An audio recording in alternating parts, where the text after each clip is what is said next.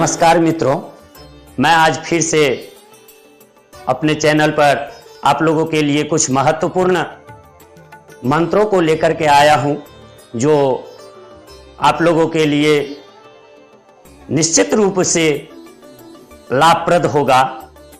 मित्रों, मैं आज सबसे पहले दुर्वाक्षत मंत्रों का उच्चारण करूंगा। जो देखते हैं जो कि समाज में जब दुर्वाक्षत देने का समय आता है तो किसी को यह मंत्र अभ्यास नहीं रहता है, और मंत्र अभ्यास नहीं रहने के कारण लोग बहुत देर तक पंडित जी के इंतजार में रहते हैं। मित्रों, मेरा यही उद्देश्य है, जो मेरा ये मंत्र दुर्वाक्षत मंत्र आप लोग अधिक से अधिक इसको सीखें और सीख करके इसको समाज में प्रस्तुत करें और समय पर इसको यथार्थ रूप से चरितार्थ करें, सदुपयोग करें। तो चले मित्रों, मैं मंत्रों का उच्चारण कर रहा हूं।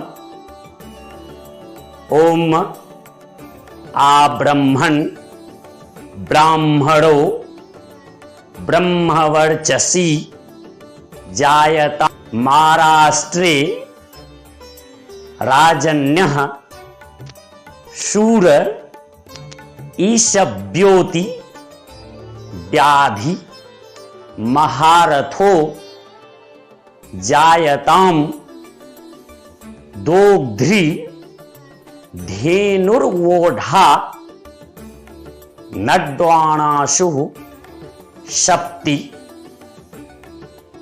पुरंधिर योखा जिष्णु रथेष्ठा सभेयो युवास्य यजमानस्य वीरो जायताम निकामे निकामे न पर्जन्यो वर्षतु फलवत्यो न ओखधयः पच्यन्ताम योगक्षेमो न कल्पताम मंत्रार्थाः सिद्धयः सन्तु पूर्णाः सन्तु मनोरथाः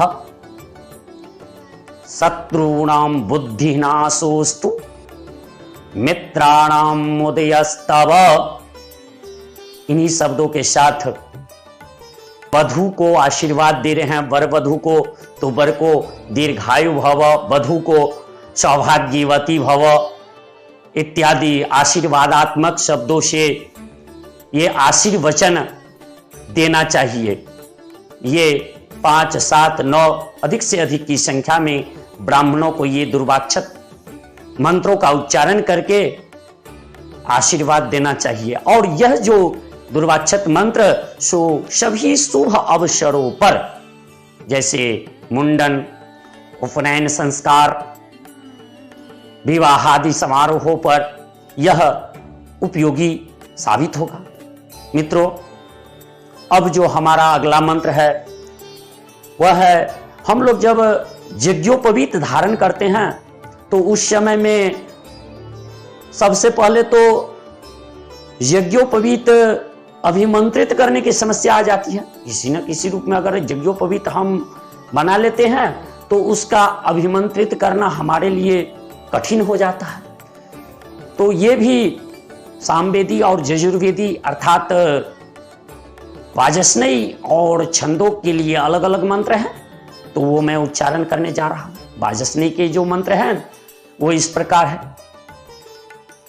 ओम यज्ञोपवीतम परमं पवित्रम प्रजापतेर यत् सहजम पुरस्तात आयुष्य मग्र्यम प्रतिमुंच शुभ्रम यज्ञोपवीतम बलमस्तु तेजः। और छंदों के लिए इस प्रकार हैं मंत्र। ओम यज्ञोपवीतमसि यज्ञस्य सत्योपवीतोप नोपनश्यामि। मित्रों, इस प्रकार से यज्ञोपवीत को अभिमंत्रित करने के बाद जब हम धारण करते हैं और पुराने यज्ञोपवीत को धारण किए हुए यज्ञोपवीत को उतारते हैं तो उसका भी इस प्रकार से मंत्र है। ओम एतावत् दिन पर्यंतम ब्रह्मत्वं धारितं मया जीर्णत्वात्वं परित्यागो गच्छ सूत्र यथा सुखम। मित्रों, इस प्रकार से नए यज्ञोपवीत को धारण करें एवं पुराने यज्ञोपवीत को उतारें। अब जो हमारा जो अगला मंत्र है, मित्रों, हम लोग जब